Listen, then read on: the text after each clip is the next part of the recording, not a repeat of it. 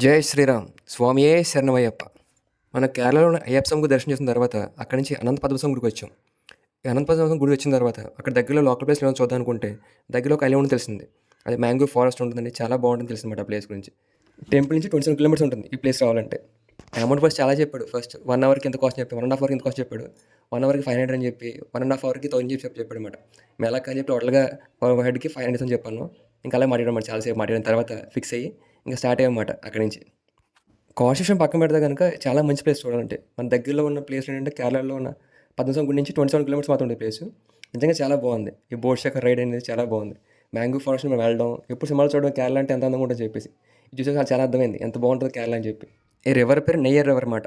ఇది western ఘాట్స్లో start అవుతుంది. అక్కడి నుంచి స్టార్ట్ అయ్యి అరేబియన్ సముద్రంలో కలుస్తుంది అన్నమాట ఈ పోవర్ అనే పాయింట్లో. ఇంకా ఫోటోషూట్ స్టార్ట్ అయిపోతే తెలిసిందే కదా, లొకేషన్ వస్తే ఇంకా మన ఆగం ఎక్కడ ఫోటోషూట్స్ కోసం.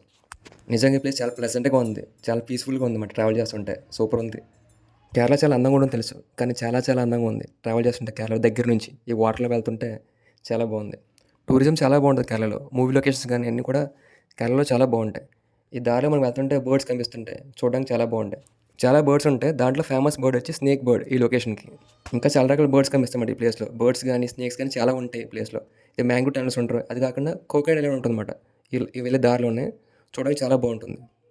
ఇది కూడా చాలా మంచి ప్లేస్ చూడడానికి. ఇక్కడ మనం కవర్ చేసే ప్లేస్ ఏంటంటే మ్యాంగో టనల్స్ ఉంటాయి. Back waters, Kerala back waters point ఇక్కడ కూడా ఉంది. మళ్ళీ ఎదురుకు వస్తే ఇంకా గోల్డెన్ బీచ్ ఉంటుంది అన్నమాట. నా ఆటోగ్రాఫ్ మూవీ చూసినప్పుడు అనిపిస్తుంది మేడం. రోజు బోట్లో ట్రావెల్ చేస్తుంటే కేరళ మొత్తం వాటర్లో ఉంటుంది అనిపించింది మేడం. ఇప్పుడు అనిపిస్తుంది మేడం నిజంగా కేరళ మొత్తం చాలా బాగుంటుంది చూడడానికి వాటర్లో అని చెప్పి. ఇంకా దారిలో కూడా బోట్స్ కనిపిస్తాం మనకి. అవి కాకుండా బోట్ మీద కోకోనట్స్ అమ్ముతారన్నమాట.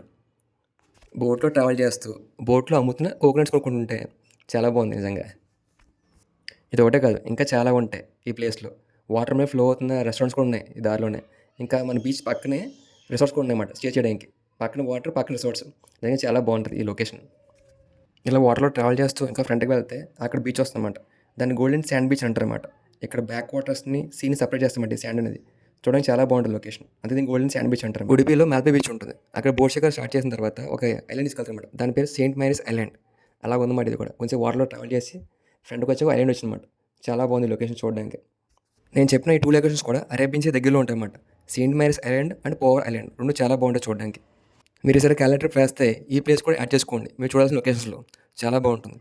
అందరూ బాగుండాలి, అందరూ మంచి జరగాలి. స్వామియే శరణమయ్యప్ప. జై శ్రీరామ్.